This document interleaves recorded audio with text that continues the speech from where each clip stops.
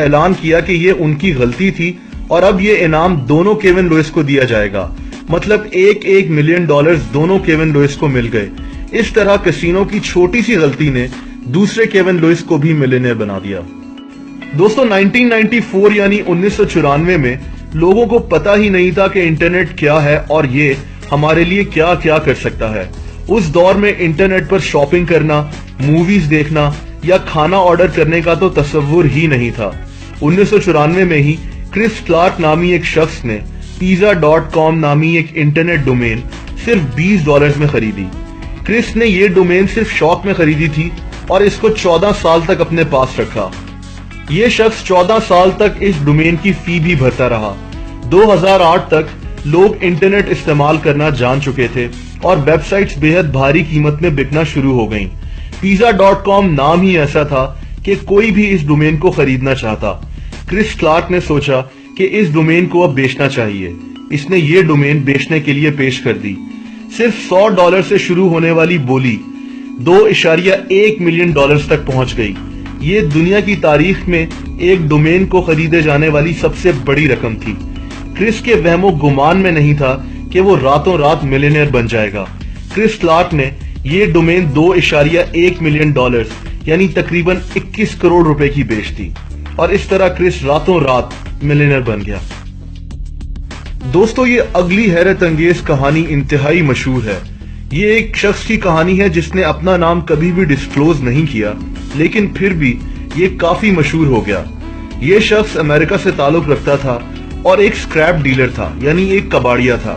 اس نے ایک دفعہ کافی سارا سکریپ $14,000 میں خریدا۔ اسی سکریپ میں اس کو ایک سونے کا چھوٹا سا انڈا نما چیز ملی۔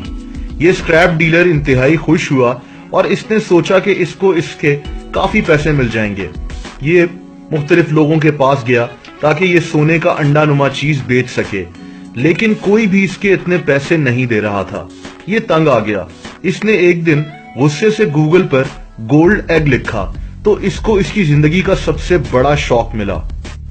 گوگل پر ایک ویسے ہی سونے کے انڈے نما چیز کی تصویر آ گئی اور برطانوی اخبار ٹیلی گراف کا ایک آرٹیکل سامنے آ گیا۔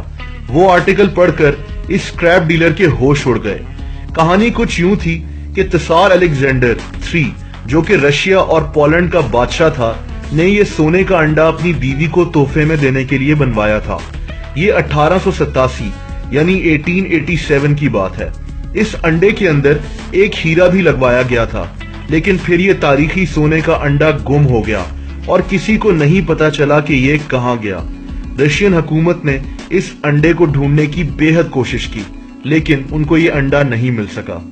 کسی کو یہ نہیں پتا تھا کہ یہ انڈا امریکہ سے رشیا کیسے پہنچ گیا۔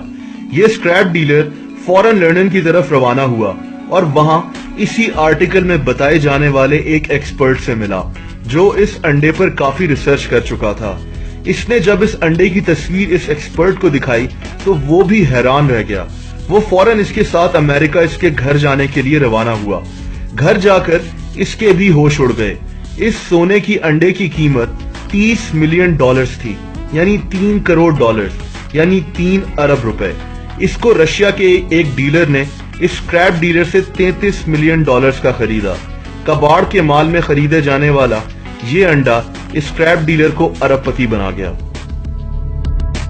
دوستو جو آخری کہانی میں آپ کو سنانے جا رہا ہوں یہ رک نوسیشن نامی ایک شخص کی ہے۔ رک کے پڑوس والے گھر میں کچھ پرانی چیزیں بکنے کے لیے لگائی گئیں۔ رک بھی وہاں کچھ خریدنے چلا گیا۔ وہاں اس کو 2 بریف کیس نظر آئے جو بے حد پرانے لگ رہے تھے۔ رک نے یہ بریف کیس $45 میں خرید لیے اور ان کو اپنے گھر رکھ لیا۔ 4 سال تک اس نے ان کو استعمال نہیں کیا، لیکن 4 سال بعد جب اس نے ان کو کھولا تو اس میں کچھ تصاویر پڑی ہوئی تھیں جو کسی جھیل کی عام سی تصاویر لگ رہی تھیں۔